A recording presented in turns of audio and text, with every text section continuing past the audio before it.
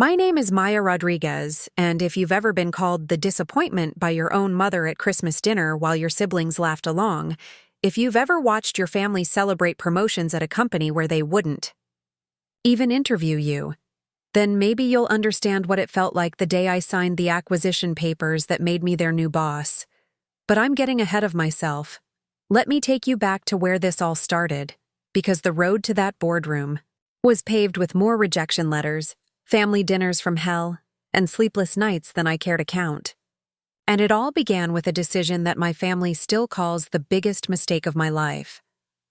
I was 19 when I enlisted in the Army. Not because I was particularly patriotic, not because I had some grand vision of serving my country, but because I was drowning in a house where nothing I did was ever good enough. My older brother Carlos had just gotten his acceptance letter to law school. My younger sister Elena was already being scouted by Division I soccer programs as a junior in high school, and there I was, Maya Rodriguez, the middle child with average grades, no particular talents that anyone could see, and a growing certainty that I was taking up space in a family that had already mapped out success for everyone except me. The night I told them I was enlisting, we were sitting around our kitchen table in Phoenix. Mom had made her famous enchiladas, the ones she only made when she was trying to butter us up for something. Dad was going through Elena's latest soccer tournament photos, pointing out her footwork to Carlos, who was pretending to be interested while reviewing case studies on his laptop. Normal Tuesday night in the Rodriguez household, where achievement was the only currency that mattered. "I joined the Army today," I said, cutting through their conversation like a knife through butter. The silence that followed was so thick you could have bottled it and sold it as soundproofing. Dad's finger froze mid-point on Elena's action shot. Carlos looked up from his laptop for the first time in 20 minutes. Mom just stared at me like I'd announced I was joining the circus. "You what?" Mom's voice came out as barely a whisper, the kind of whisper that somehow manages to be louder than shouting. "I enlisted. I leave for basic training in 6 weeks. Elena, who had never been one to read a room, piped up with, "But you didn't even ask us. What about college? What about your future?" That's when Carlos decided to weigh in, because God forbid we have a family crisis without his legal expertise. "Maya, this is incredibly impulsive. You can't just make life-altering decisions without consulting the family. Have you thought about the implications, the statistics on veteran employment, the challenges of reintegration?" But it was Mom's response that cut the deepest. She set down her fork very carefully, the way she did when she was trying not to lose her temper in public, and looked at me with the kind of disappointment usually reserved for natural disasters and tax audits. "Maya," she said, her voice steady but cold, "I knew you struggled with direction, but I never thought you'd give up entirely. The military is where people go when they can't make it anywhere else, when they can't cut it in the real world." Dad nodded along, which somehow hurt more than if he'd just stayed silent. "Your mother's right, mija. This feels like running away. Like taking the easy path because the hard work of college and building a career seems too difficult." Elena, ever the diplomat, tried to soften the blow. "I mean, maybe it's good for Maya to get some structure, right? Some discipline? Maybe it'll help her figure out what she actually wants to do with her life." The way she said "actually" made it clear that in her mind, and probably in all of their minds, I had never wanted to do anything real with my life. I was just drifting, waiting for someone to hand me a purpose because I was too lazy or too stupid to find one myself. That night, I lay in bed staring at the ceiling of my childhood bedroom, listening to the sound of my family's voices drifting up from the living room. They were talking about me, of course, not loudly enough for me to make out the words, but with that particular rhythm of concern mixed with frustration that I'd become familiar with over the years. The rhythm that said, "What are we going to do about Maya?" I thought about all the times I'd sat at that kitchen table, watching Carlos explain his latest academic achievement, or Elena demonstrate some new soccer technique she'd learned. I thought about how my parents' faces would light up when they talked about their futures. Carlos was going to be a prosecutor, maybe a judge someday. Elena was going to play college soccer, maybe even professional. They had paths, trajectories, futures that made sense to everyone. And then there was me. Maya, who had gotten B's and C's in high school while her siblings collected A's like trading cards. Maya, who had quit piano after 2 years, quit dance after 1 year, quit the debate team after a single tournament where I froze up during my first argument. Maya, who had applied to exactly 3 colleges and gotten into 2 of them, but somehow couldn't muster the enthusiasm to actually enroll. The truth was, I wasn't running away from the hard work of college. I was running towards something that felt like it might finally give me a chance to prove I wasn't the disappointment they all thought I was. The Army recruiter had looked at me and seen potential. She had talked about leadership training, technical skills, opportunities to specialize in fields I'd never even considered. She had made me feel like I could be good at something, maybe even great at something. But sitting there in the dark, listening to my family discuss my latest failure in hushed, worried tones, I wondered if maybe they were right. Maybe I was just taking the easy way out. Maybe this was just another thing I'd quit when it got difficult. The next morning, Mom cornered me in the kitchen while I was making coffee. She had that look on her face that meant she'd been up all night crafting the perfect combination of guilt and concern. "Maya, honey, I've been thinking about what you said last night, and I want you to know that your father and I support you, whatever you decide to do." She paused, waiting for me to thank her for this generous offer of conditional support. When I didn't, she continued, "But I also think you should consider whether this is really what you want, or if you're just scared of failing at something that actually matters." Something that actually matters. As if serving my country didn't matter. As if the commitment I'd just made to potentially risk my life for something bigger than myself was just another hobby I'd picked up and would inevitably abandon. That's when I realized that no matter what I accomplished, no matter how far I went or what I achieved, I would always be the disappointment in their eyes.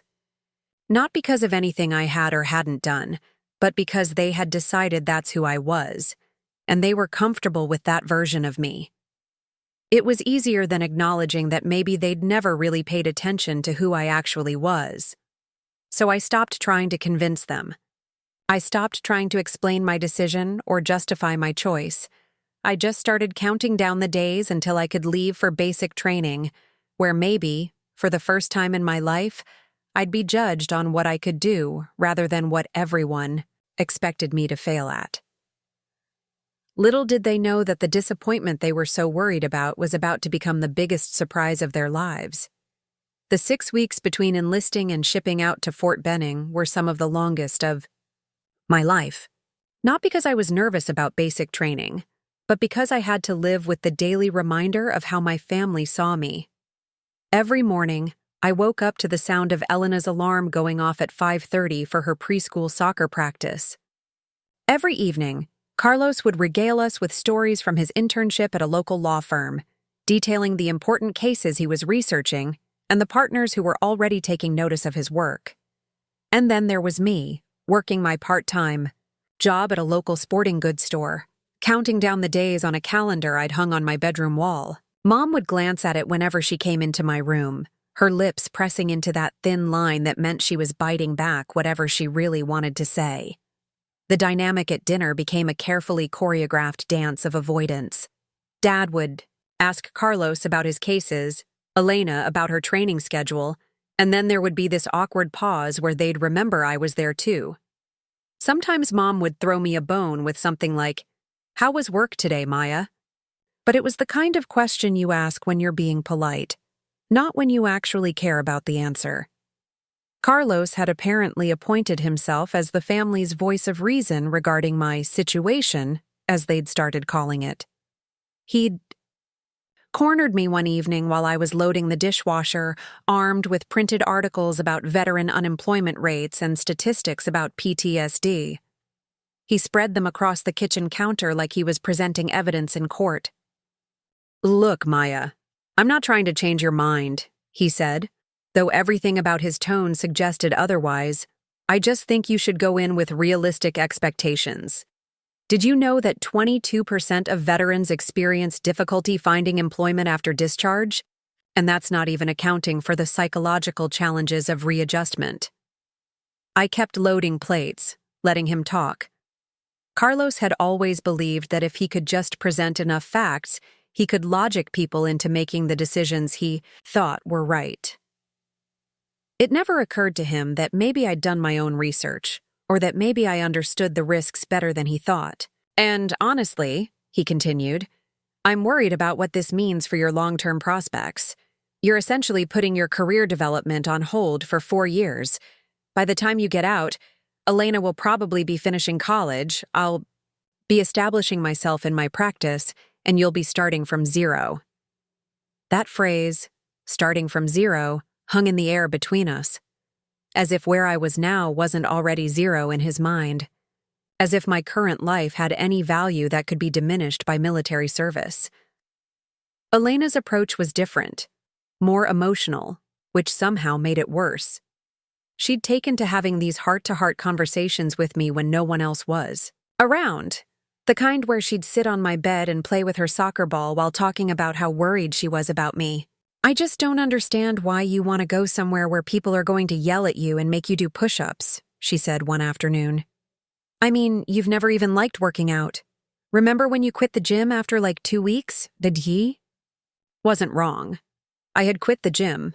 I'd also quit yoga classes, a brief stint with rock climbing, and a hiking group I'd joined the previous summer. But what Elena didn't understand was that I'd quit those things because they were just activities. Ways to fill time. This felt different. This felt like it had purpose. It's not about the physical stuff, Elena, I tried to explain. It's about being part of something bigger than myself. It's about learning skills that actually matter.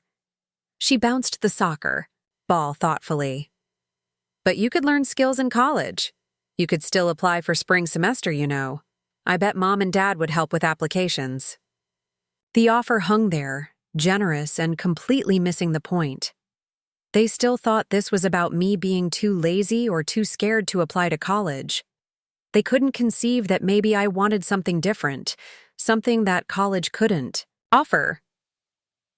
Mom's strategy was the most subtle and therefore the most devastating. She didn't argue with me directly or present statistics or make emotional appeals. Instead, she started talking about me in the third person when I was right there in the room.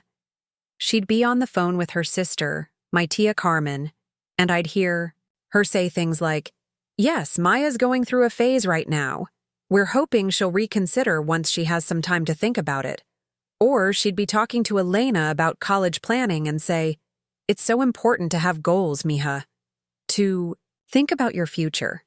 Some people just drift through life without direction, but that's not going to be you." The message was clear. I was drifting, directionless, going through a phase. My decision to enlist wasn't a choice made by an adult who had considered her options and decided on a path forward. It was a mistake made by someone too immature to understand the consequences. Dad's contribution to this dynamic was his silence. He'd nod along when the others expressed their concerns, but he rarely initiated conversations about my decision. Instead, he'd just look at me sometimes with this expression of resigned disappointment, like he'd always known I'd eventually do something like this. The worst part was how they'd started talking about my future in terms of damage control. Overheard Mom on the phone with Tia Carmen one evening, explaining that they were hoping military service might give Maya some structure and help her figure out what she wants to do with her life. As if my life up until this point had been complete chaos, as if I were some sort of lost cause who needed the military to whip me into shape. Carlos had started researching veteran education benefits, which might have been thoughtful if he hadn't presented his findings like a consolation prize.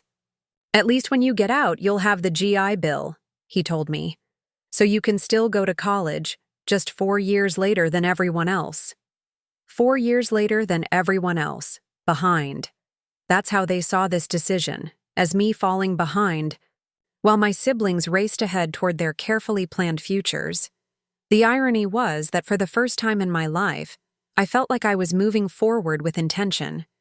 I'd spent weeks talking to my recruiter about different military occupational specialties, researching which skills would translate best to civilian careers, thinking seriously about what I wanted to do with my life. But none of that mattered to my family because it wasn't the path they'd envisioned for me. 2 weeks before I was supposed to leave, Elena asked me something that revealed just how little they understood my decision. "Maya, are you doing this because you're mad at us? Because if we said something wrong? Or if you feel like we don't believe in you?" I stared at her. This talented, confident sister who had never doubted her place in the world, or her family's, love and support. How could I explain that this wasn't about anger or rebellion? How could I make her understand that I needed to go somewhere where I could discover who I was when I wasn't defined by being the disappointment? "I'm not mad, Elena," I said finally. "I'm just ready to be somewhere else." But even that seemed to confirm their worst fears about me. I wasn't running toward something. I was running away. I wasn't choosing a new path. I was giving up on the old one. The night before I left for basic training, they threw me a going-away dinner that felt more like a wake than a celebration. The going-away dinner was held at Casa Rodriguez, our favorite Mexican restaurant where we'd celebrated every milestone since I was 12. The same booth where we'd toasted Carlos getting into law school, Elena making varsity soccer, Dad's promotion to senior engineer. Tonight, the atmosphere felt different, heavier, like we were all pretending this was something worth celebrating. Mom had invited Tia Carmen and her husband Miguel, along with my grandparents from Dad's side. Abuela Rosa kept patting my hand and saying, "Que Dios te bendiga," every few minutes, while Abuelo just nodded gravely and muttered about how the military had made a man out of his brother back in Vietnam. The adults spoke in hushed tones about Maya's decision, while Carlos and Elena flanked me like bodyguards, making sure I didn't bolt before the flan arrived. "So, Maya," Tio Miguel said, leaning forward with his beer, "what made you choose the Army over, say, the Air Force? I hear the Air Force has better living conditions." Before I could answer, Carlos jumped in. "She's actually looking at this as a stepping stone to eventually pursuing higher education.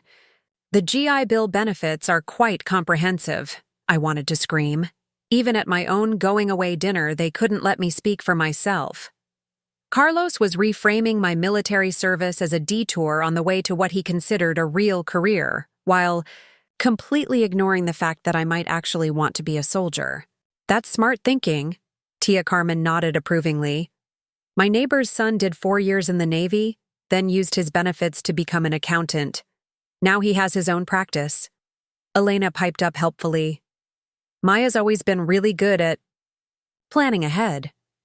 This was a generous interpretation of my personality, considering that up until 6 weeks ago, they'd all considered me directionless.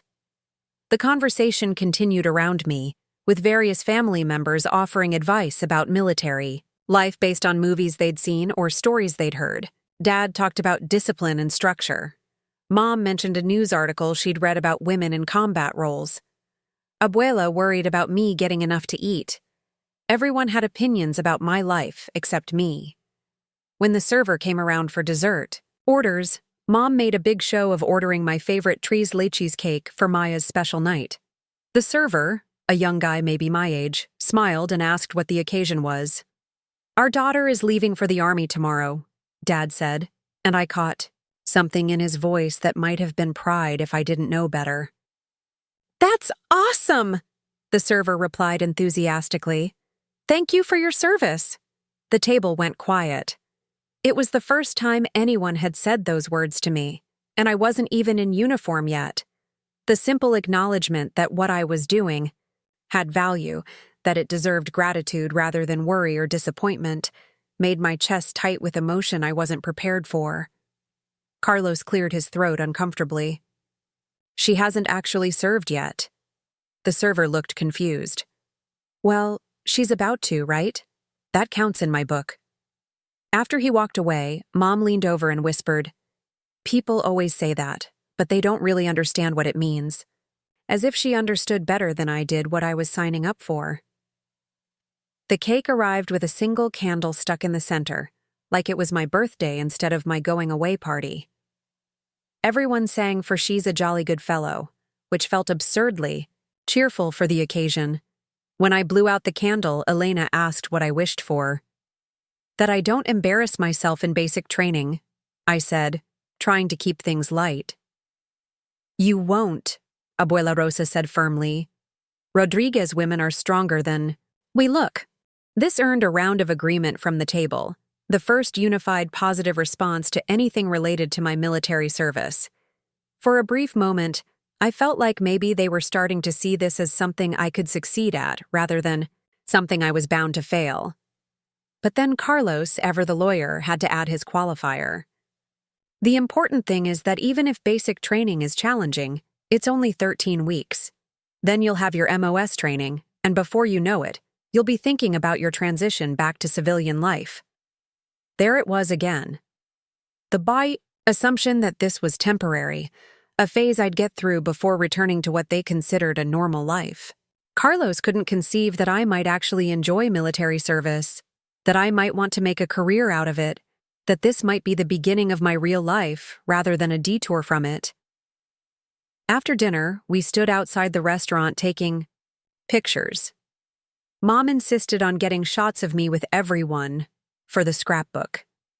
Elena took a selfie with me that she immediately posted to Instagram with the caption, "So proud of my big sister for following her dreams." Which was nice, even if I suspected she didn't fully believe it. The drive home was quiet. Carlos sat in the front passenger seat scrolling through job listings on his phone, already absorbed in his own future.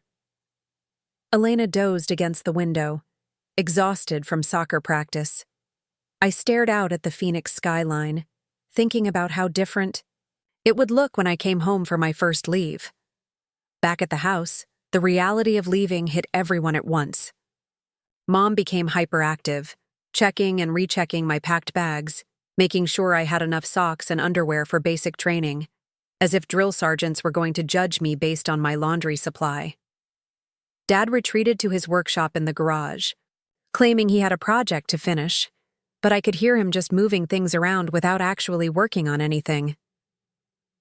Elena sat on my bed while I did my final packing, asking questions about when I'd be able to call home and whether I'd get leave for Christmas. Carlos knocked on my door around 10 o'clock, holding a manila folder. "I put together some information for you," he said, sitting down in my desk chair. "Financial planning worksheets, contact information for veteran support services, a timeline for using your education benefits when you get out." The folder was thick, organized with color-coded tabs, the kind of thorough research project Carlos was famous for.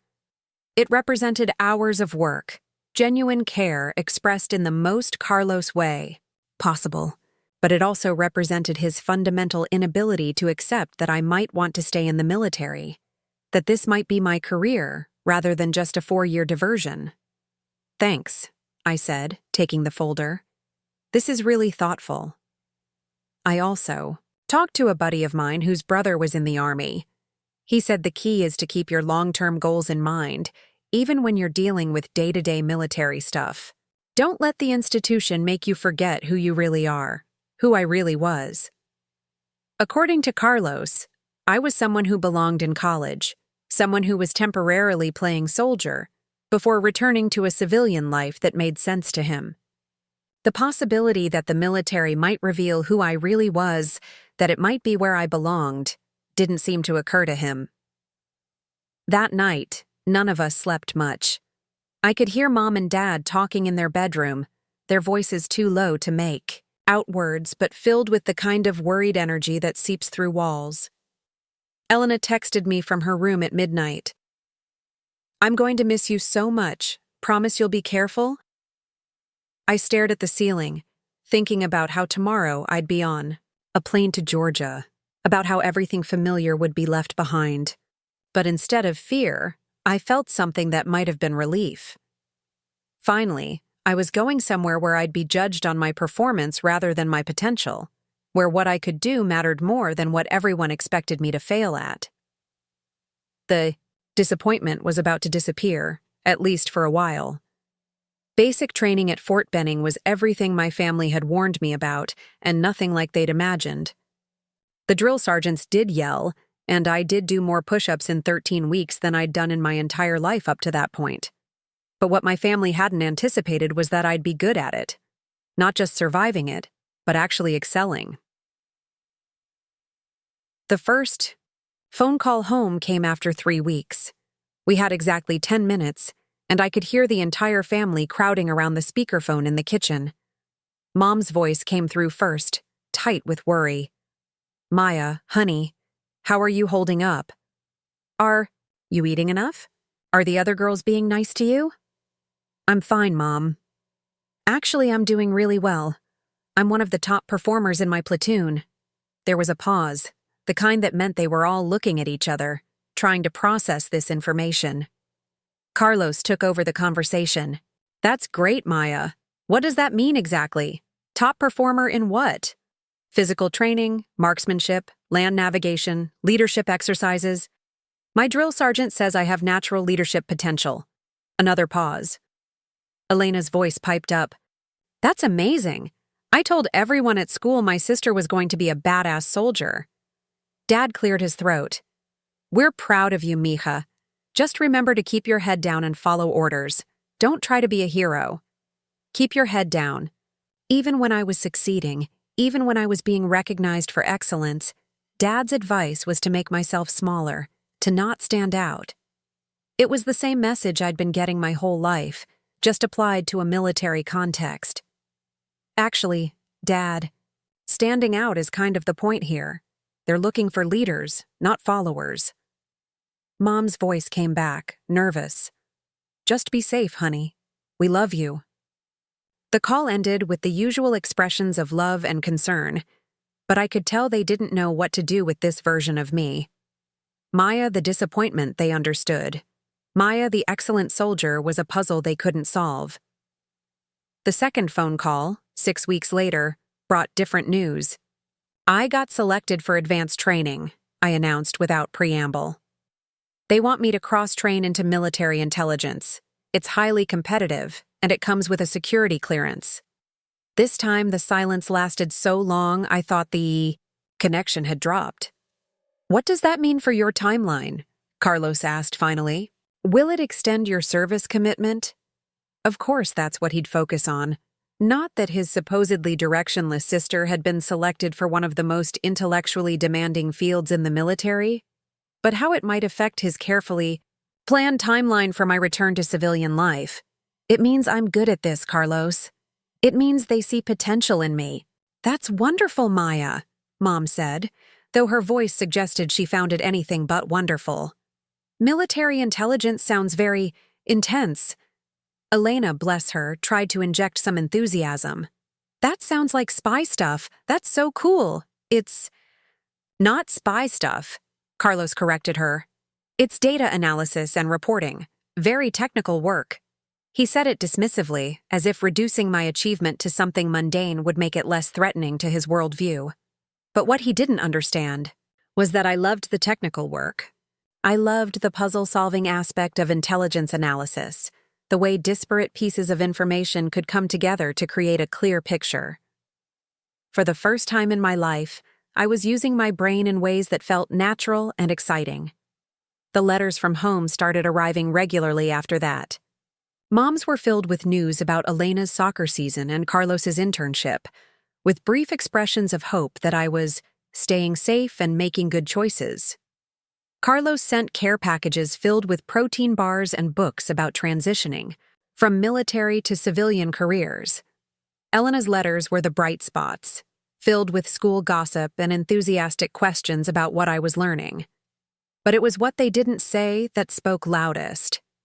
Nobody asked about career plans within the military. Nobody wondered if I might want to make this a long-term commitment. They were all still waiting for me to come home and become the person they'd always expected me to be. The breakthrough came during my advanced individual training at Fort Huachuca in Arizona.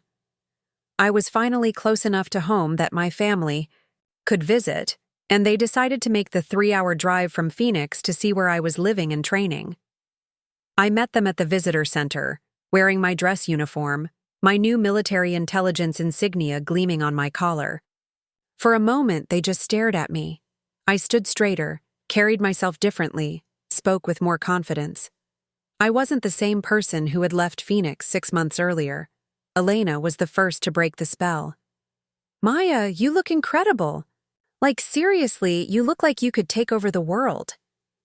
Carlos, ever the analyst, was studying my uniform with intense focus. "So, these insignia, what do they represent exactly?" I explained my military occupational specialty, the training I'd completed, the security clearance I now held. I could see him trying to process this information, trying to fit it into his understanding of who I was supposed to be. Mom kept touching my sleeve, marveling at the transformation. "You seem so confident." Dad nodded approvingly. "The military has been good for you, mija. You've learned discipline." But when I took them on a tour of the base, showed them the classroom where I was learning advanced analytical techniques, introduced them to my instructors who spoke about my aptitude and potential, I could see the disconnect in their faces. They were proud of me, but they didn't know what to do with their pride. Over dinner at a restaurant off base, Carlos finally asked the question that had been hovering all day. "So, what's your plan when you get out? With your security clearance and technical training, you'll be very marketable in the private sector.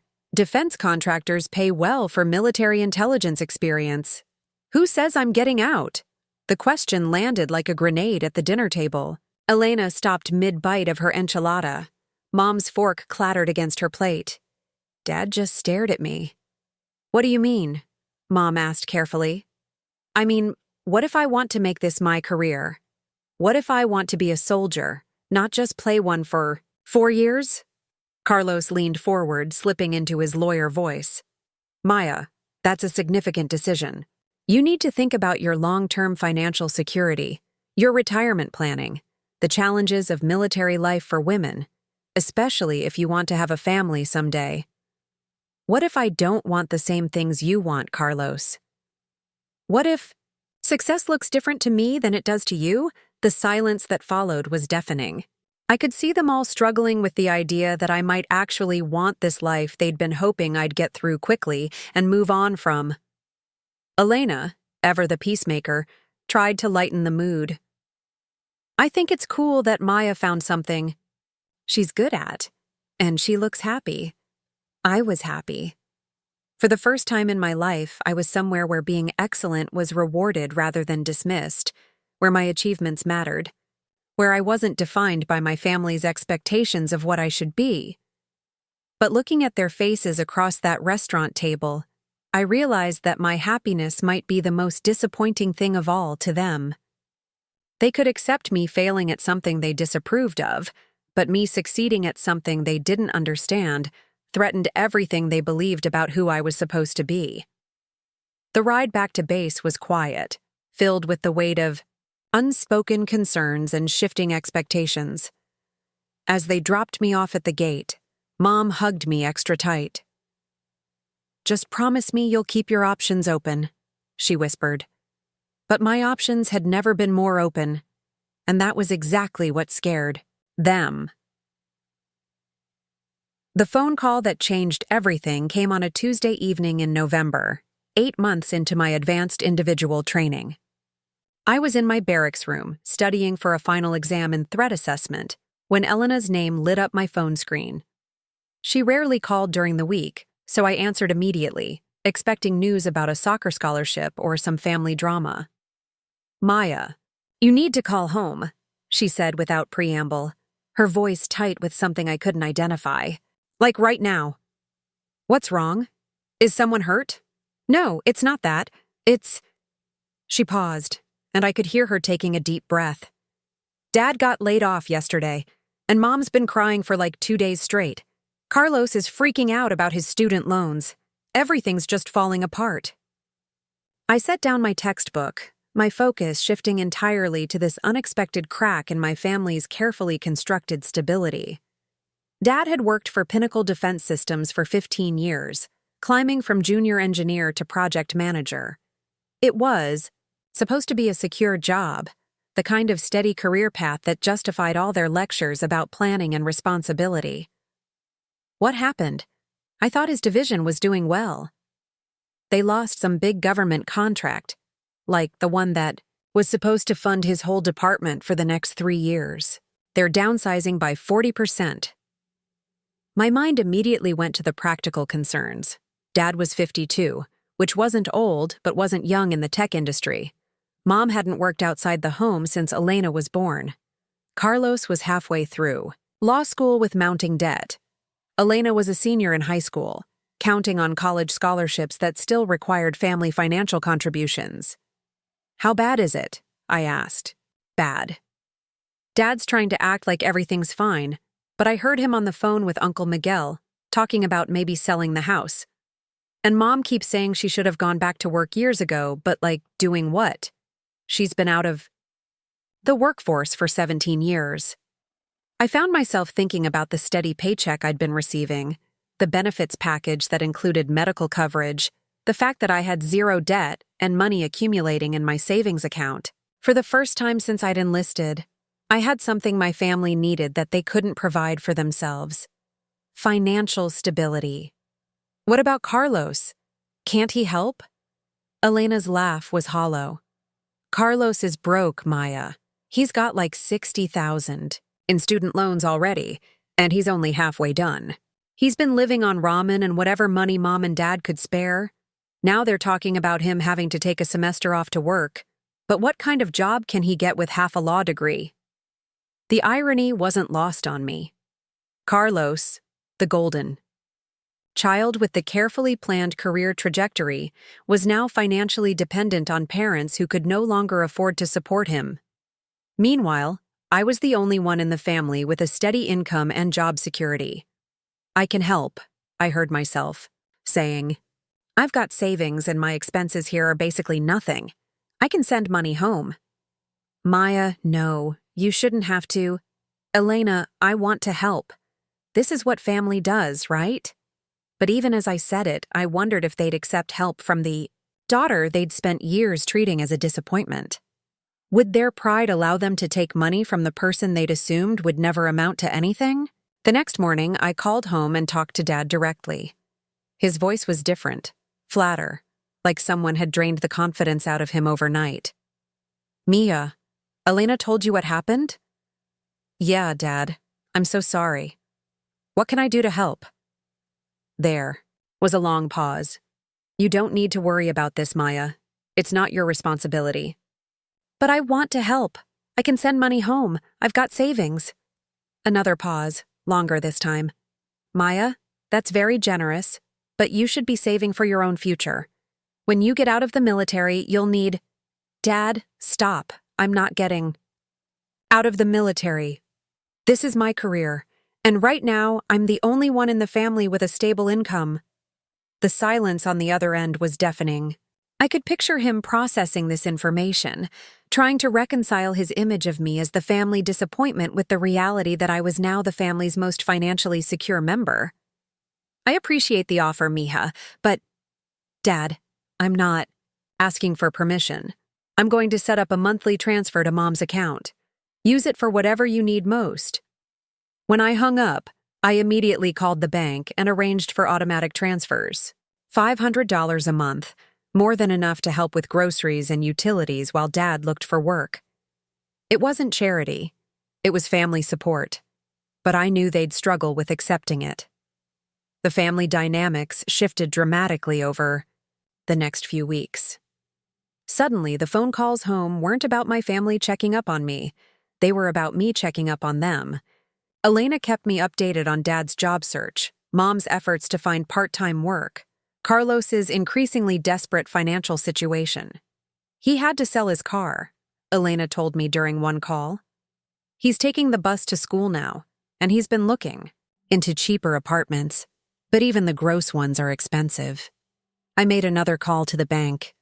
Maya, you can't keep doing this, Carlos said when I told him I'd paid off his credit card debt. You're going to drain your savings.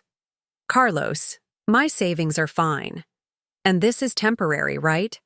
Dad will find another job, you'll finish law school, everything will get back to normal.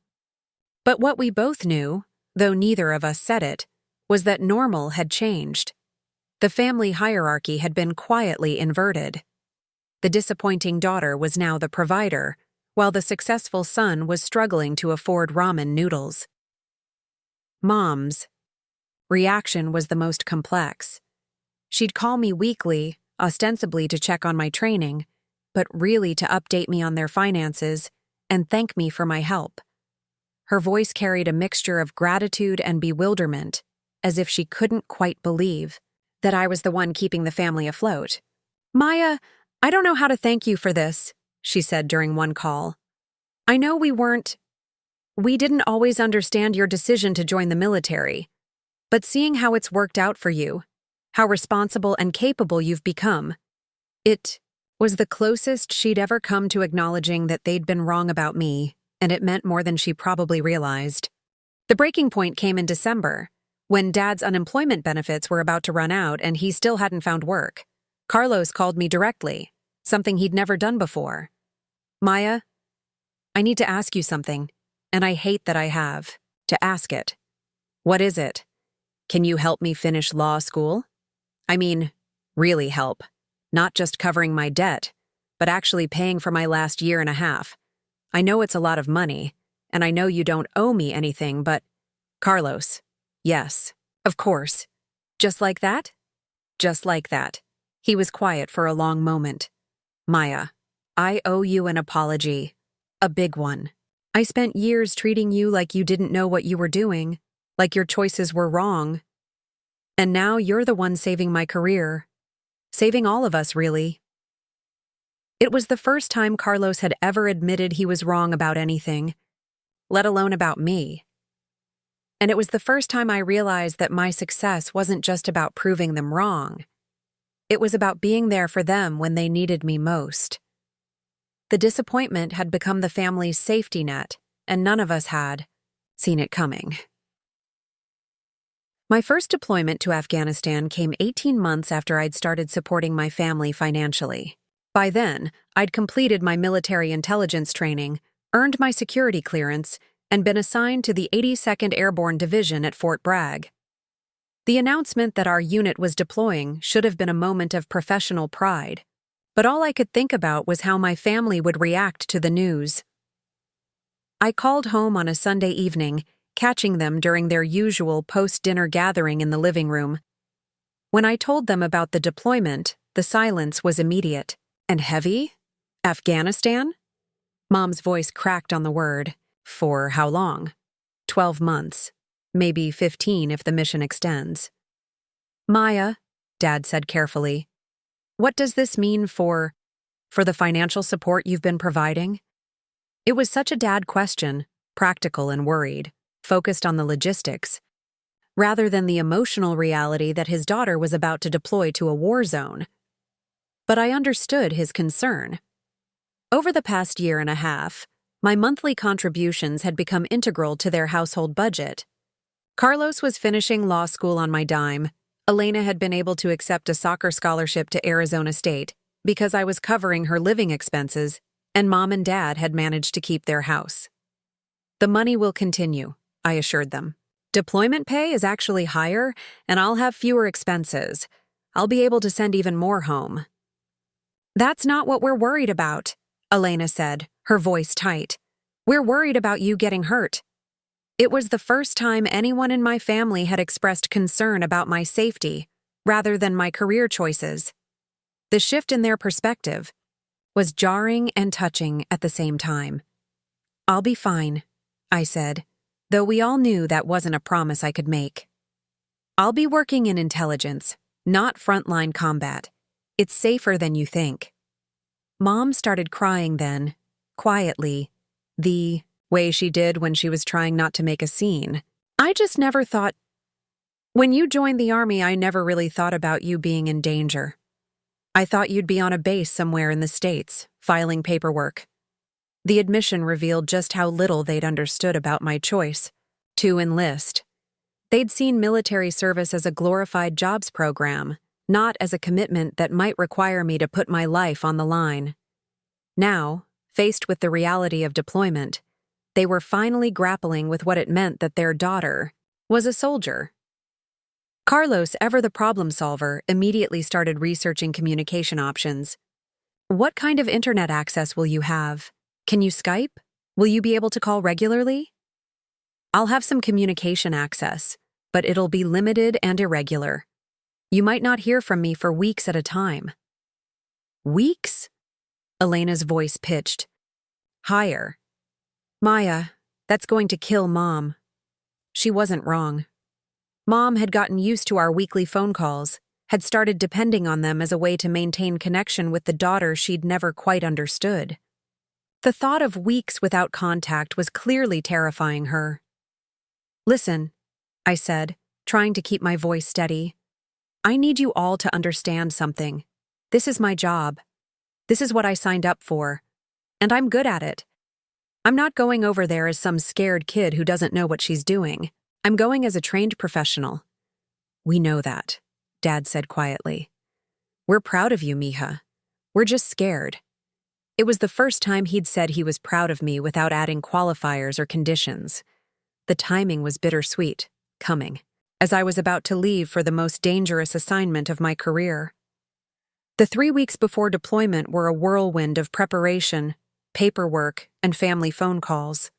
Mom called every other day, sometimes just to hear my voice, sometimes with questions about my insurance beneficiaries and emergency contacts. Carlos sent me care packages filled with legal pads and pens, as if I were heading off to college rather than a war zone. Elena made me a playlist of songs to listen to when I missed home. But it was Dad who surprised me the most. He drove down to Fort Bragg the weekend before I deployed, something he'd never done before. We spent the day walking around the base, and he asked detailed questions about my work, my training, my unit. For the first time, he seemed genuinely interested in understanding what I did, rather than when I planned to stop doing it. Maya? He said as we sat in the base coffee shop. I owe you an apology. A lot of apologies, actually. I stirred my coffee, waiting for him to continue. When you enlisted, I thought you were running away from responsibility. I thought military service was something people did when they couldn't handle the real world. I was wrong about all of it. Dad, no, let me finish. You've become the most responsible person in our family. You've supported us when we needed it, never asked for anything in return, never made us feel guilty for doubting you. You've shown more maturity and strength than any of us gave you credit for. He paused, looking out the window at soldiers jogging, past in formation. I'm terrified of you deploying, he continued, but I'm also proud of who you've become, and I'm ashamed that it took a crisis for me to see it.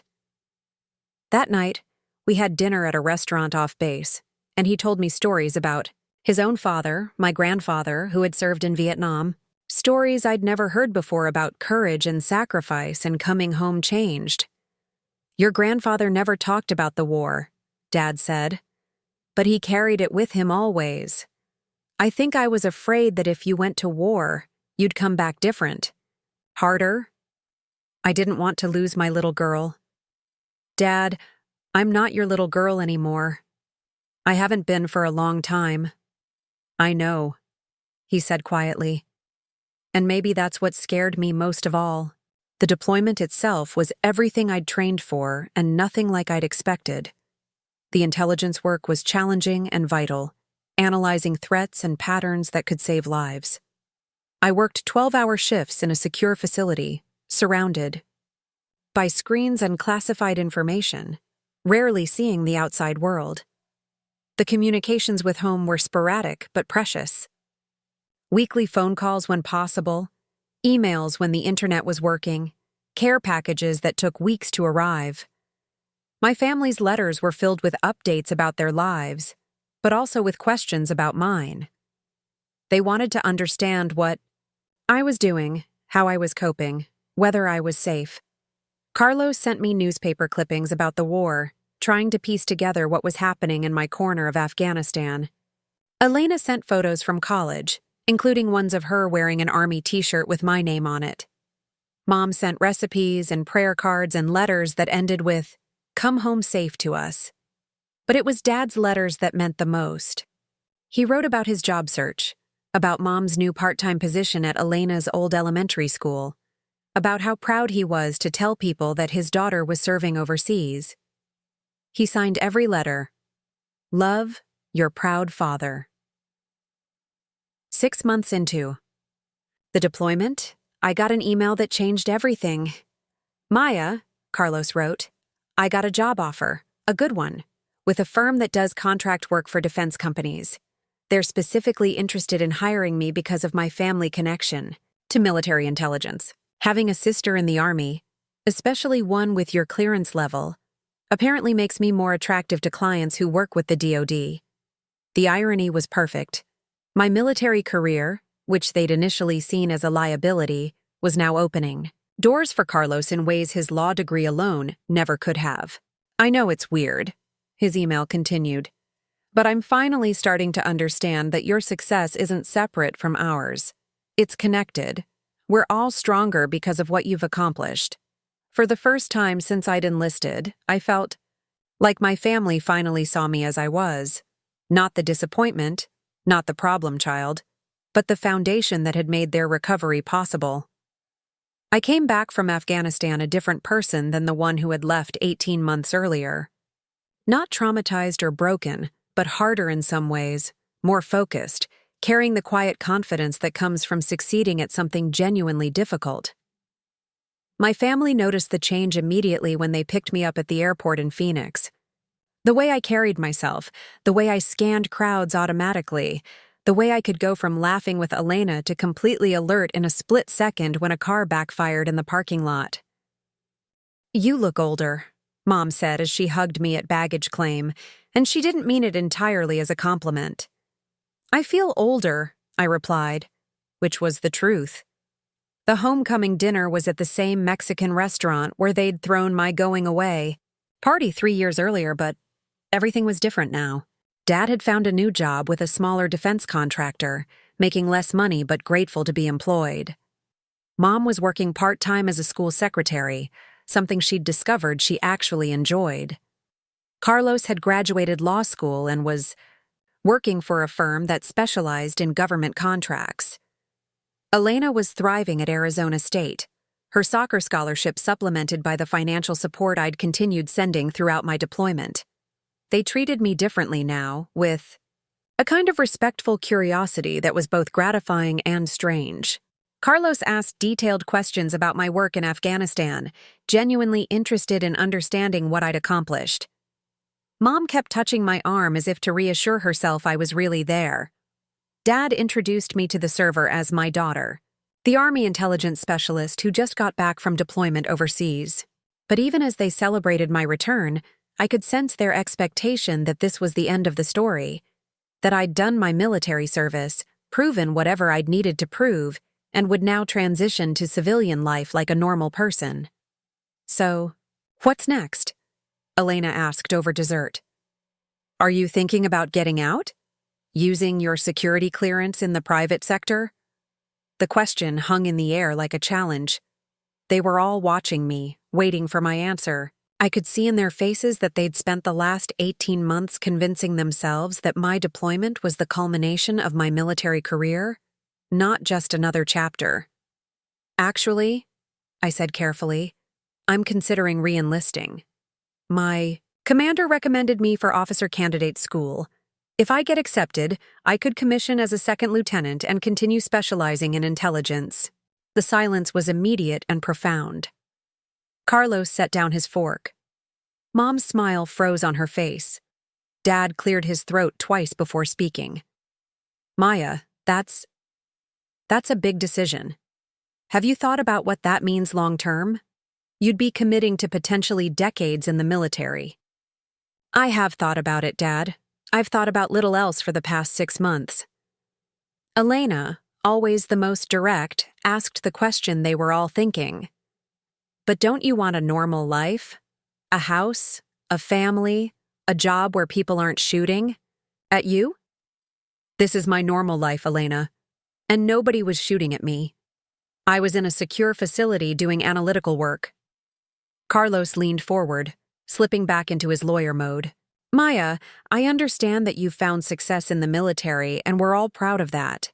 But you need to consider the opportunity cost. With your experience and clearance, you could make significantly more money in the private sector. You could have stability, geographic choice, better work-life balance. What if I don't want work-life balance? What if I want work-life integration? What if this is the life I choose? Mom reached across the table and covered my hand with hers. Honey, we just worry about you. The military it's hard on people, especially women. We want you to have options. I have options, Mom. I'm choosing this one. The conversation continued for another hour, with each family member taking turns expressing their concerns about my decision to stay in the military. They couched their objections in terms of worry for my well-being, but underneath was the same old assumption that this wasn't a real career, that I was still somehow avoiding the adult world rather than fully engaging with it. After dinner, Carlos pulled me aside in the parking lot. Maya, can I ask you something honestly? Are you staying in the Army because you love it, or because you're afraid of civilian life? The question stung because it revealed how little he understood about who I'd become. Carlos, I'm not afraid of anything anymore. I'm staying because I'm good at this. I'm staying because it matters. I'm staying because for the first time in my life, I know exactly who I am and what I'm supposed to be doing. But what about marriage, kids, a house, all the normal things people want? What if I want different things than you think I should want? What if my version of success doesn't look like yours? He was quiet for a moment, studying my face in the parking lot lighting. You really have changed, he said finally. Yeah, I have. The question is whether you can accept who I've changed into. The next few weeks at home were a delicate dance of readjustment. My family tried to include me in their routines, but I felt like an observer of a life I'd never really belonged to. They'd grown closer during my deployment, bound together by shared worry and my financial support. I was proud of how they'd handled the crisis, but I also felt oddly displaced by their newfound stability. Elena was the most perceptive about my restlessness. You don't seem happy to be home, she said one afternoon as we sat by their pool. I'm happy to see you all. But this isn't home anymore, Elena. Home is where I belong, where I have a purpose, where what I do matters. That's not here. That's kind of sad, she said quietly. No, it's not sad. It's honest. I found my place in the world, and it's not where I started. The news about officer candidate school acceptance came via phone call while I was sitting in my childhood bedroom, surrounded by high school trophies Elena had won and college recruitment letters she'd received. The contrast between her visible achievements and my own largely invisible success had never been starker. Congratulations, Sergeant Rodriguez, my commander said. You've been accepted to OCS. You'll report to Fort Benning in 6 weeks. I hung up and sat quietly for a moment, processing the magnitude of what this meant. I was going to become an officer, a leader of soldiers, someone entrusted with significant responsibility and authority. In the military hierarchy, I was moving, up in ways that would have been unimaginable to the disappointed daughter who'd left Phoenix 4 years earlier. When I told my family at dinner that night, their reactions were predictably mixed. Officer candidate school, Dad repeated slowly. That's a big deal, isn't it? It's a very big deal, I confirmed. It means I'll be commissioned as an officer. It means I'll be leading other soldiers. Mom looked puzzled. But you're already successful in the military. Why do you need to do more? Because this is my career, Mom. This is what career progression looks like in the Army. You don't just stay at the same level forever. Carlos, who had been quiet throughout dinner, finally spoke up. "Maya, I need to tell you something. When you first enlisted, I thought you were making the biggest mistake of your life. I thought you were throwing away your potential." I braced myself for another lecture about civilian opportunities. "I was wrong," he continued. "Not just about the military being a good choice for you, but about what success looks like. You've achieved more in 4 years than most people achieve in a decade. You've supported our entire family, served your country, and now you're becoming an officer. I don't understand it, but I respect it." It was the first time Carlos had acknowledged that my path might be just as valid as his, even if it looked nothing like what he would have chosen. But even as my family began to accept my military career, I could sense their continued hope that I would eventually return to Phoenix, settle down, become the daughter they'd always envisioned. They saw my success in the Army as temporary excellence rather than permanent identity. What they didn't realize was that I wasn't just succeeding in the military. I was becoming someone who would soon have the power to change their lives in ways they couldn't yet imagine. Officer Candidate School was a crucible that stripped away everything except raw potential and rebuilt it into leadership. 12 weeks of being broken down and reconstructed, of learning that authority isn't given. It's earned through competence, integrity, and the ability to make decisions when lives depend on getting it right. I graduated 3rd in my class and was commissioned as a 2nd lieutenant in military intelligence. My family attended the commissioning ceremony at Fort Benning, sitting in folding chairs under a blazing Georgia sun, watching their disappointment. Daughter receive her first salute as an officer. Mom cried when I walked across the stage. Dad stood and applauded when they announced my name. Elena whooped loud enough that other families turned to look. Even Carlos seemed genuinely moved by the ceremony. "Lieutenant Rodriguez," he said afterward, testing out my new rank like he was trying on unfamiliar clothes. "It has a nice ring to it." What they witnessed that day was more than just a promotion. It was the visible proof that their assumptions about my limitations had been fundamentally wrong. I wasn't just surviving in the military. I was thriving, advancing, becoming someone they'd never imagined I could be. My first assignment as an officer was to Fort Gordon in Augusta, Georgia, where I'd be working in strategic intelligence analysis. But more importantly, I'd been selected for an advanced program that would eventually lead to a master's degree in international relations, fully funded by the Army. The military wasn't just employing me, it was investing in my intellectual development in ways my family had never been willing to do. The phone calls home changed dramatically after my commissioning. Where once they'd asked when I was getting out, now they asked about my responsibilities, my soldiers, my career progression. Dad, who had spent years in corporate management, began to understand the complexity of military leadership in ways he hadn't before. "How many people do you supervise now?" he asked during one call. "Directly?" 12 analysts and intelligence specialists, but I'm responsible for the work product that affects hundreds of soldiers in the field. That's more management responsibility than I had after 10 years at Pinnacle, he said, and I could hear the surprise in his voice. Carlos had begun following military news more closely, particularly stories about intelligence operations and their role in national security. During one conversation, he mentioned an article he'd read about cyber intelligence and asked if that was similar to what I was doing. "It's related," I said carefully, bound by the constraints of my security clearance. "But I can't discuss specifics." "Right, of course. Classified information. It's just, Maya, what you're doing sounds really important. Like, strategically important to the country." It was the first time he'd acknowledged that my work might have significance beyond my personal career advancement.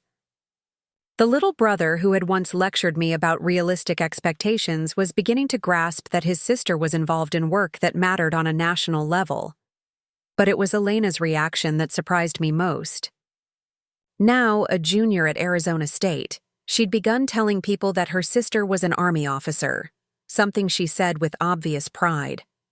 During one of our video calls, she mentioned that she'd written about me for a sociology paper on non-traditional career paths. "I got an A," she said, grinning. The professor said she'd never had a student write about a family member in the military before.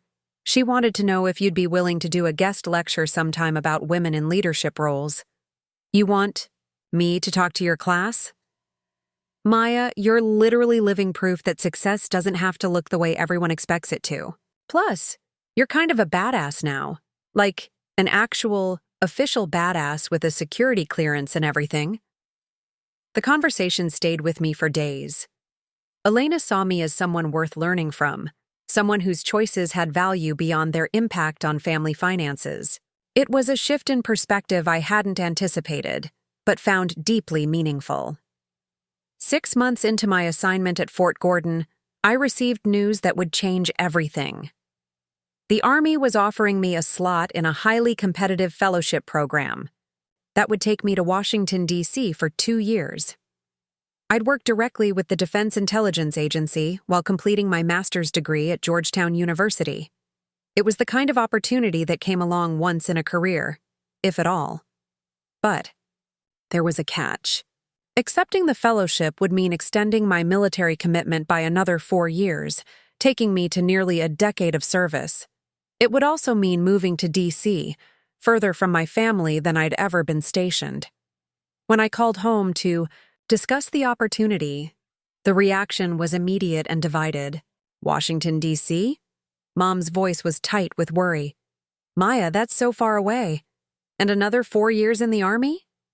"It's an incredible opportunity, Mom. The fellowship is extremely competitive.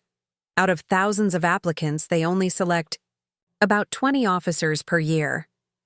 Carlos, predictably, had questions about the practical implications. "What kind of work would you be doing at the Defense Intelligence Agency?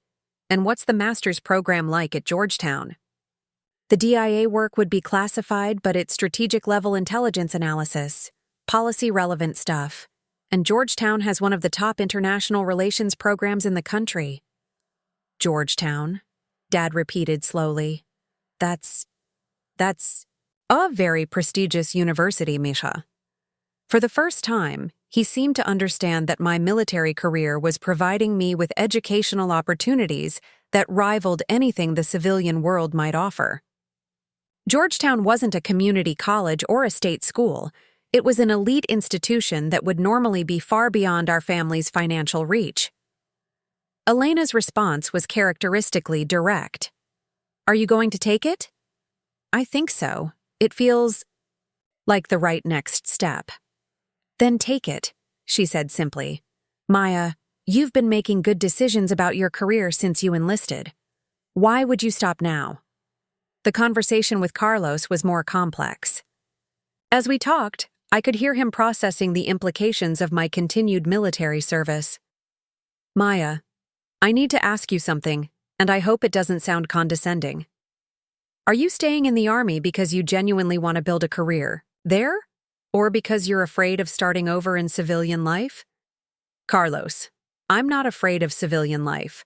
I'm excited about military life. There's a difference. But what about long-term financial security? Retirement planning? Geographic? Stability? What about them? The military has excellent retirement benefits, and I'm building a resume that will be valuable whether I stay for 20 years or transition later. As for geographic stability, I don't want to live in the same place my whole life. I want to see the world, work on different problems, keep growing professionally." There was a long pause before he spoke again. "You know what, Maya? I think I've been asking the wrong questions. Instead of asking whether you should stay in the Army, maybe I should be asking what you want to accomplish there." It was a subtle but significant shift. For the first time, Carlos was treating my military career as a positive choice, rather than a temporary deviation from normal life. "I want to make colonel," I said without hesitation. "I want to lead at the strategic level, influence policy, maybe even work at the Pentagon someday. Those are big goals. I'm not the same person who left Phoenix 5 years ago, Carlos. I dream bigger now because I've learned I'm capable of more than any of us thought." When I hung up the phone, I realized that my family was finally beginning to see what I'd discovered about myself, that their disappointment had become someone they couldn't have imagined, and that was exactly who I was meant to be. The defense. Intelligence Agency Fellowship turned out to be everything I'd hoped for and more. Working in the heart of Washington's intelligence community, I was analyzing global threats, briefing senior officials, and contributing to national security decisions that would have been unimaginable to the 19-year-old who'd enlisted, to escape her family's disappointment. My Georgetown classes were challenging in the best possible way, forcing me to think critically about international relations, policy analysis, and strategic decision-making. But it was during my second year in D.C. that I received a phone call that would reshape everything I thought I knew about my career trajectory. "Lieutenant Rodriguez, this is Colonel Sarah Chen from Army Cyber Command. Do you have a moment to discuss a career opportunity?" I was in my small apartment in Arlington, grading papers for a Georgetown professor I was assisting, when the call came. Army Cyber Command was relatively new, established just a few years earlier to address the growing importance of cybersecurity and information warfare. It represented the cutting edge of military intelligence. "Ma'am, I'm honored that you'd consider me for anything, but I'm currently committed to the DIA Fellowship for another 6 months.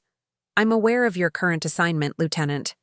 "What I'm calling about is a position that wouldn't begin until after your fellowship concludes. We're looking for officers with your background in strategic intelligence to help build our new Cyber Threat Intelligence Division. It would mean promotion to captain and a move to Fort Gordon, back to Georgia, but in a completely different capacity, leading a team of analysts focused on cyber threats, working at the intersection of traditional intelligence and cutting-edge technology." It was exactly the kind of challenge I'd been unconsciously preparing for throughout my career. The position would also come with the opportunity to pursue additional graduate education in cybersecurity, again fully funded by the Army. We're talking about a degree from Carnegie Mellon or MIT. MIT. I had to sit down. Growing up in Phoenix, MIT had been the kind of school that existed in a different universe, reserved for geniuses and trust fund kids. Now it was being offered as part of my military career development. "Colonel, I'm very interested. What would the timeline look like?" After we hung up, I sat in my apartment staring out at the DC skyline, trying to process what had just happened. In 6 years, I'd gone from family disappointment to Army officer to potential cyber intelligence leader with graduate degrees from Georgetown and potentially MIT. The trajectory was so far beyond anything my family had imagined for me that I wasn't sure how to explain it. When I called home that night, Mom answered on the first ring. "Maya, how are you, honey? How's school going?" "School is going well, Mom, but I called because I got some news today. I've been offered a promotion and a new assignment." "Another promotion?" "Maya, you just became a lieutenant 2 years ago. I'm being promoted to captain, and I'm being asked to lead a new cyber intelligence division.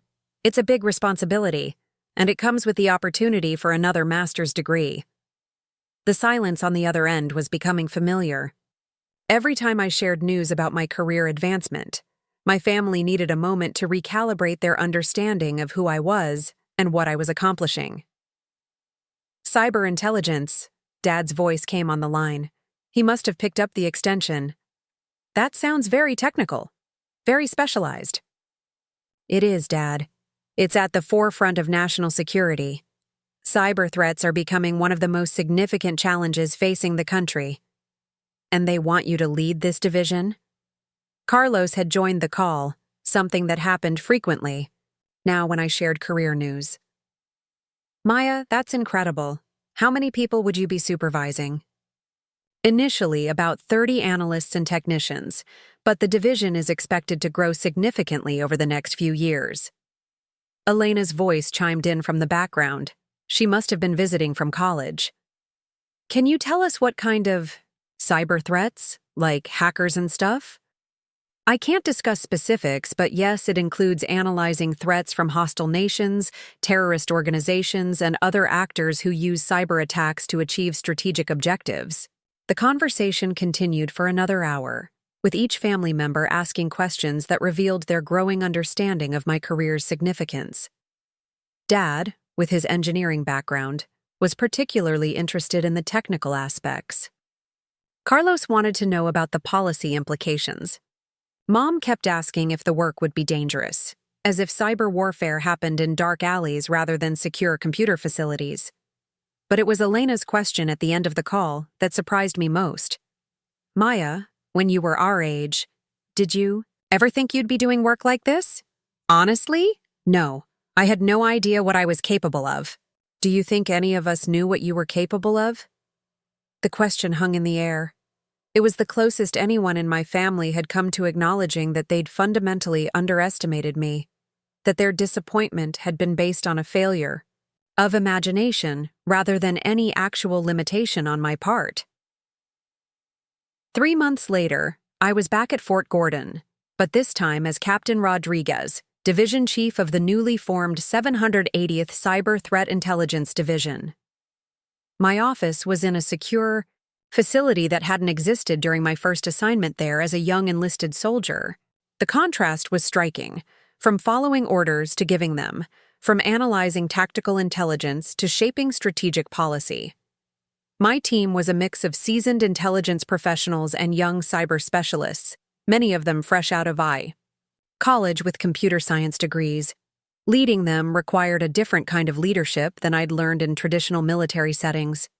These were highly educated, technically skilled individuals who responded better to intellectual challenge than to authoritarian command. But what surprised me most was how naturally the leadership came. Years of being overlooked had taught me to listen carefully, to notice details others missed, to find value in perspectives that seemed marginal. Those skills, which had once made me seem passive to my family, now made me an effective leader of highly intelligent, independent-minded analysts. 6 months into the assignment, I received a visit from someone I hadn't expected, Carlos. He was in Atlanta for a legal conference and drove down to Augusta to see me at work. I wanted to understand what you actually do, he said as I gave him a tour of the non-classified areas of our facility.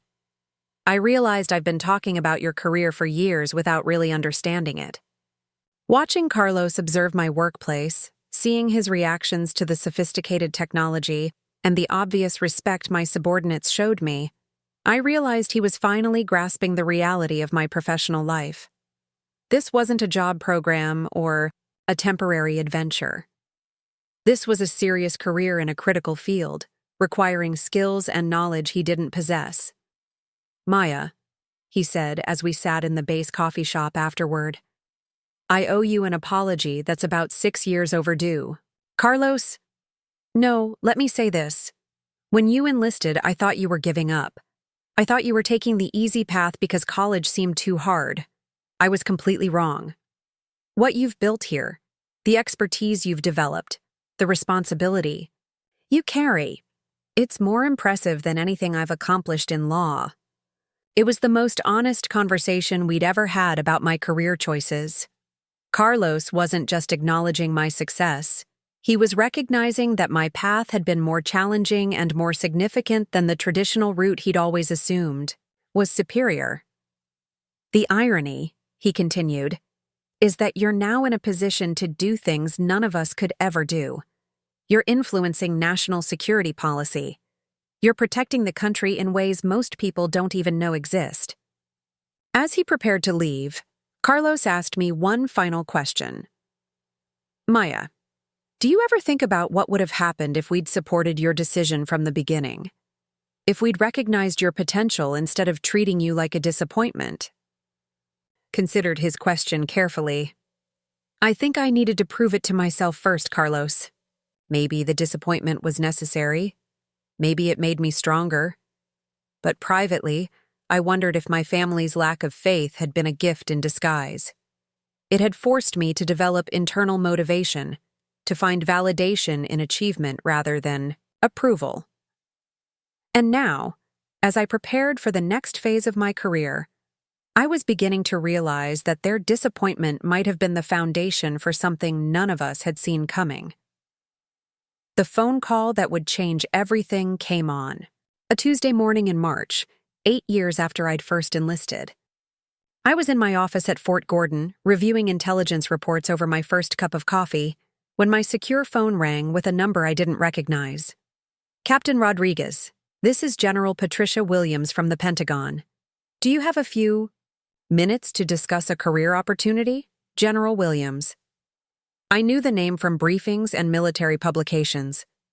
She was one of the highest-ranking women in Army intelligence, a legend in the field who had shaped modern cyber warfare doctrine. The fact that she was calling me directly was surreal. "Yes, ma'am, absolutely. Captain, I've been following your work with the 780th Cyber Threat Intelligence Division. Your analysis of the Eastern European cyber campaign last year was exceptional. It changed how we think about attribution in state-sponsored attacks. I remembered that analysis. Months of painstaking work, connecting digital breadcrumbs across multiple networks to identify the true source of attacks that had initially been misattributed. It was the kind of work that happened in shadows, noticed only by a small circle of intelligence professionals. "Thank you, ma'am. It was a team effort."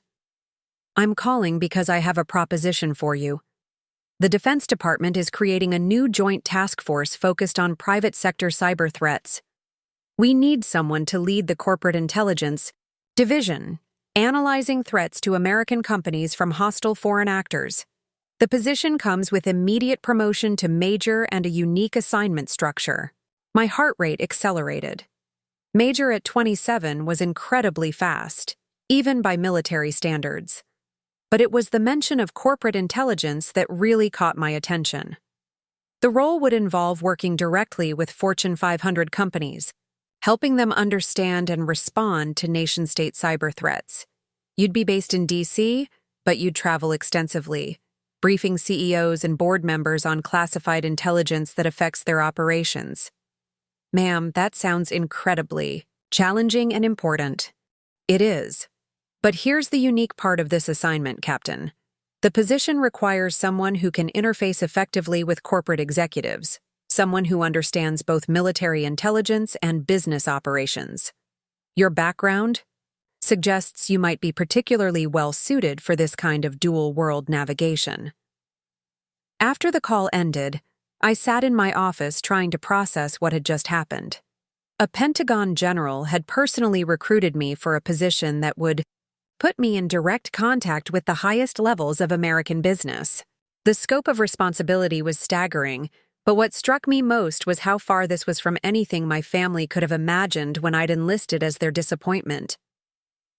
That evening, I called home to share the news. The entire family was gathered for Elena's spring break, so I got them all on speakerphone at once. "I've been offered another promotion and a new assignment," I began. "Another promotion?" Mom's voice carried that familiar note of surprise that had become routine whenever I shared career news. "Maya, how many promotions can there be?" "This would make me a major, Mom. And the assignment is in Washington, working directly with the Pentagon on corporate cybersecurity threats." "Corporate cybersecurity," Dad repeated slowly. "That sounds like private sector work." "It's military work with private sector applications. I'd be briefing Fortune 500 CEOs on classified intelligence that affects their companies." The silence was longer this time. I could picture them looking at each other around the kitchen table, trying to process the idea that their daughter would soon be advising the leaders of America's largest corporations. Carlos was the first to speak. "Maya, when you say Fortune 500 CEOs, you mean like the biggest companies in America?" "That's exactly what I mean. Companies that are critical to national security, that are targets for foreign intelligence services and cyber attacks." "Jesus," Elena whispered. "Maya, that's huge." Dad's engineering mind kicked in with practical questions. "What kind of threats are we talking about? Industrial espionage? Infrastructure attacks?" I can't get into specifics over an unsecured line, but yes, those categories are involved. The threats are sophisticated and coordinated, often sponsored by foreign governments. Mom's question was characteristically personal. Will this be dangerous work, honey? No more dangerous than what I'm doing now, Mom. I'll be in secure government facilities and corporate boardrooms, not in combat zones. But it was Carlos who asked the question that revealed how dramatically their perception of me had shifted. Maya, do you realize you're going to have more influence on American business than most people dream of? You're going to be in rooms where decisions worth billions of dollars are made. The weight of his observation hit me. In 8 years, I'd gone from family disappointment to someone who would soon be advising the most powerful business leaders in America. The trajectory was so steep it seemed almost fictional. I know it's hard to believe, I said. Sometimes I can't believe it myself. Elena's voice was thoughtful. Maya, can I ask you something? Do you ever think about the fact that you're probably going to end up more successful than any of us? The question created an uncomfortable silence.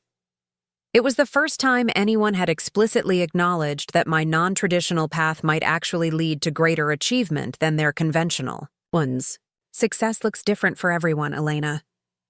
No, but seriously, Carlos is going to be a lawyer, which is great.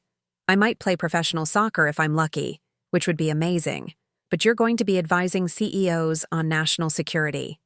You're going to have access to classified information that shapes how American companies operate. That's a different level of influence. Carlos cleared his throat. Elena's not wrong, Maya. What you're describing sounds like the kind of career that puts you at the intersection of business and government at the highest levels. That's incredibly rare. After we hung up, I walked out onto my apartment balcony and looked out over the Augusta skyline. Elena's observation had crystallized something I'd been feeling but hadn't articulated. I was no longer just succeeding despite my family's initial lack of faith. I was succeeding beyond their wildest expectations, beyond even my own. The next morning, I called General Williams to accept the position. 2 months later, I was back in Washington, D.C., this time as Major Rodriguez, with an office in the Pentagon and a security clearance that gave me access to some of the most sensitive intelligence in the American government. My first briefing was to the CEO of a major technology company whose systems had been penetrated by what we believed was a Chinese intelligence operation. Sitting across a mahogany conference table from a man whose decisions affected millions of employees and customers worldwide, I realized I had traveled further from my origins than distance could measure. Major Rodriguez, the CEO said after my presentation, this intelligence is incredibly valuable. How do we ensure ongoing access to these kinds of threat assessments? Sir, that's exactly why this task force was created. We're building permanent channels between military intelligence and corporate America. As I spoke, I thought about my family back in Phoenix. Dad, who had spent his career as a mid-level engineer, hoping for recognition that rarely came. Carlos, working his way up through a law firm, dreaming of making partner someday. Mom, finding satisfaction in her part-time school job. Elena, chasing a soccer scholarship that might lead to professional opportunities, all of them following traditional paths toward conventional success, while their disappointment had somehow ended up in the Pentagon, advising America's most powerful business, leaders on matters of national security. The irony was perfect, but it was also incomplete. Because the most dramatic reversal was still to come, and it would happen in a way none of us could have predicted. 3 years into my Pentagon assignment, I had settled into a routine that would have been unimaginable to the 19-year-old who'd enlisted to escape her family's disappointment. My days were spent in classified briefings, analyzing cyber threats from state actors, and traveling to corporate headquarters across the country to deliver intelligence assessments to CEOs and board members. I'd become someone who moved seamlessly between the world of military intelligence and corporate America, trusted by both communities with information that could affect national security and market stability. It was during a routine threat assessment update that I first encountered the name that would change everything: Pinnacle Defense Systems. The same company where my father had worked for 15 years before being laid off during the government contract crisis that had nearly destroyed my family's financial stability. The intelligence report was marked with the highest classification levels, detailing a sophisticated cyber infiltration of Pinnacle's secure networks by what we believed was a Russian intelligence operation. The attackers had gained access to classified defense contracts, employee personal information, and proprietary technology designs. It was exactly the kind of corporate espionage case that my task force had been created to address. Major Rodriguez, my commanding officer, Colonel Martinez, said as he handed me the file, "This one's going to require delicate handling. Pinnacle has been resistant to accepting government cybersecurity assistance in the past. Their leadership considers it an admission of weakness." I opened the file and began reading the executive summary, my heart rate increasing as I recognized details about the company's structure, leadership, and recent business challenges. Pinnacle had struggled since losing several major government contracts 3 years earlier, leading to significant layoffs and financial restructuring. The company had been acquired by a larger defense conglomerate, Titan Military Solutions, and was now operating as a subsidiary focused on specialized electronics and communication systems. Sir, I should mention that I have a personal connection to this company. My father was an employee there until he was laid off during their downsizing. Colonel Martinez looked up from his own paperwork. "Is that going to be a problem for your objectivity, Major?" "No, sir, not at all. If anything, it might help me understand their corporate culture and resistance to outside assistance." What I didn't mention was the growing realization that this assignment represented something far more significant than professional coincidence. I was about to walk into the company that had dismissed my father, carrying intelligence that could save them from a catastrophic security breach, armed with authority that none of them would expect. The briefing was scheduled for the following Tuesday at Pinnacle's headquarters in Phoenix. I would be presenting to their executive leadership team, including their new CEO, Thomas Mitchell, who had been brought in by Titan to turn around the struggling subsidiary. The irony of returning to Phoenix as a Pentagon intelligence officer to brief my father's former employer was not lost on me.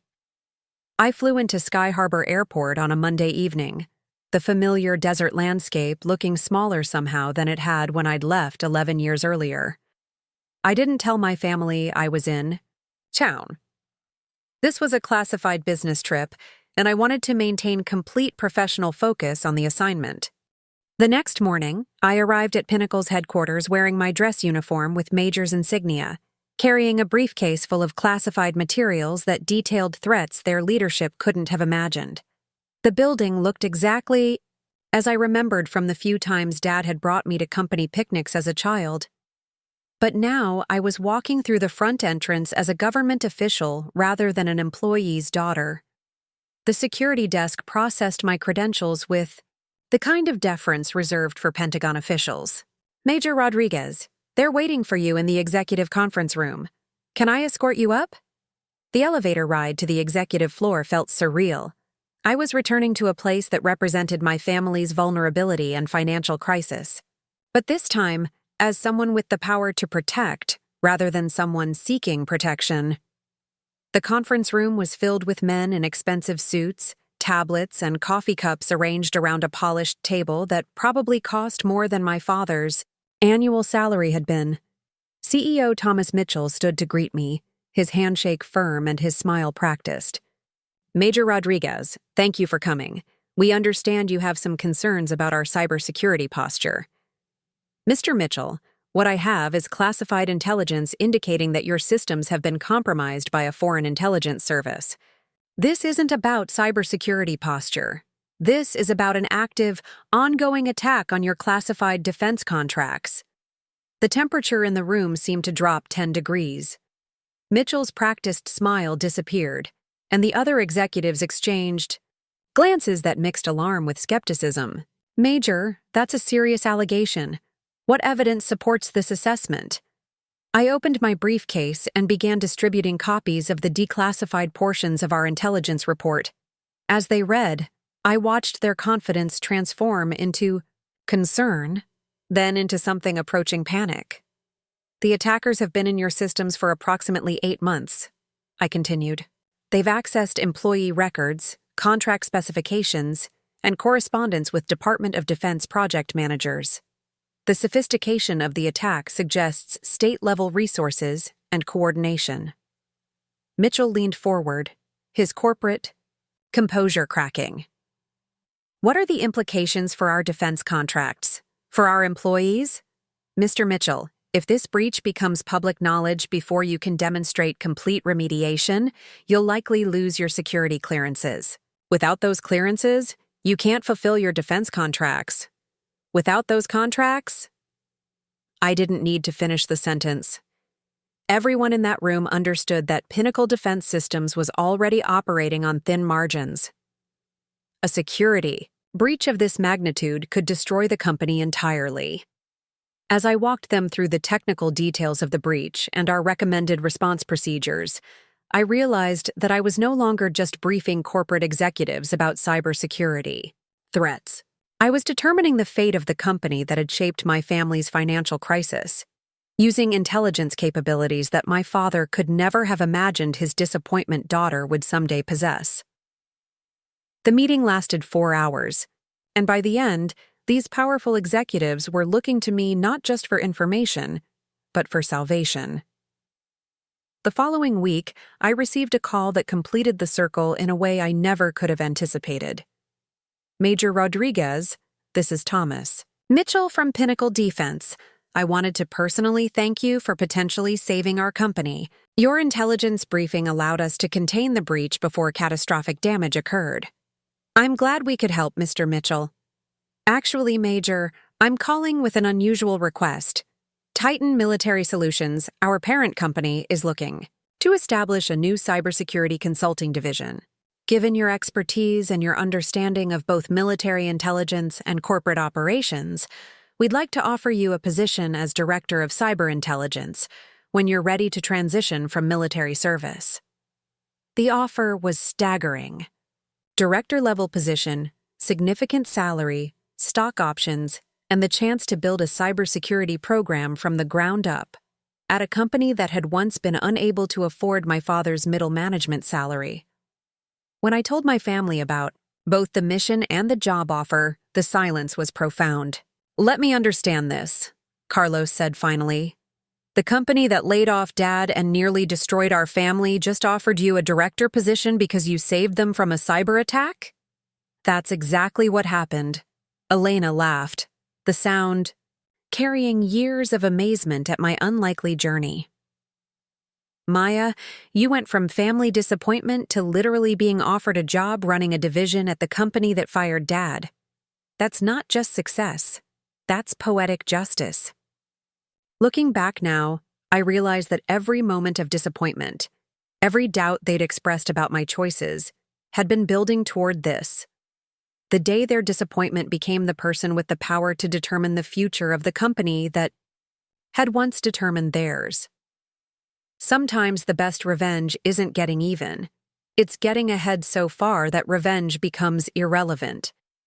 If this story inspired you, subscribe for more incredible true stories of turning life's biggest disappointments into unexpected triumphs. Hit that subscribe button and the notification bell. You won't want to miss what happens when ordinary people refuse to accept other people's limitations.